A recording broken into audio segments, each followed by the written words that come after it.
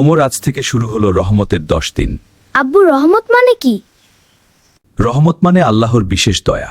তাহলে এই 10 দিন খুব গুরুত্বপূর্ণ? হ্যাঁ, খুব গুরুত্বপূর্ণ। এই 10 দিনে আল্লাহ বান্দাদের খুব কাছে টেনে নেন।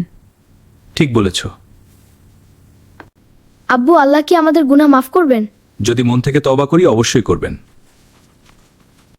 আমি আজ বেশি কুরআন পড়ব। এই নিয়তটাই রহমত টেনে আনে। আল্লাহ আমাদের উপর রহম করুন, আমিন। আমি মনোযোগ দিয়ে নামাজ পড়ছি। মনোযোগই আল্লাহর কাছে প্রিয়। ইফতারের সময় দোয়া কবুল হয়। আমি দোয়া করব।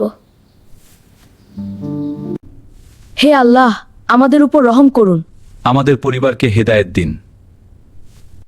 আব্বু, রহমত কি দেখা যায়? না, কিন্তু অনুভব করা যায়। আল্লাহর জন্য এটা দিলাম। দান করলে রহমত বাড়ে। আমি রোজা রেখে ক্লান্ত। সবর করো, রহমত কাছে আসবে। আল্লাহ ধৈর্যশীলদের ভালোবাসেন। আমি চেষ্টা করব।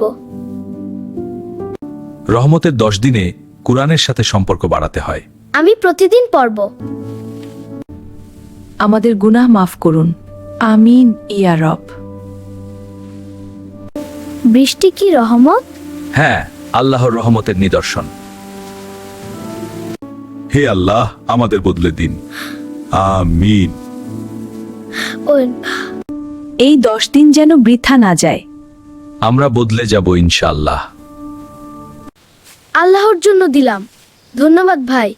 এটাই রহমতের প্রভাব।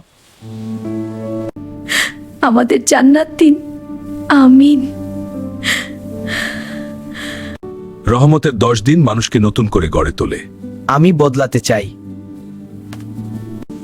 আজ 10ম দিন। দেখো, আমরা আগের চেয়ে ভালো হয়েছি। হে আল্লাহ, আমাদের উপর রহম করুন। আব্বু, রহমতের দিন শেষ?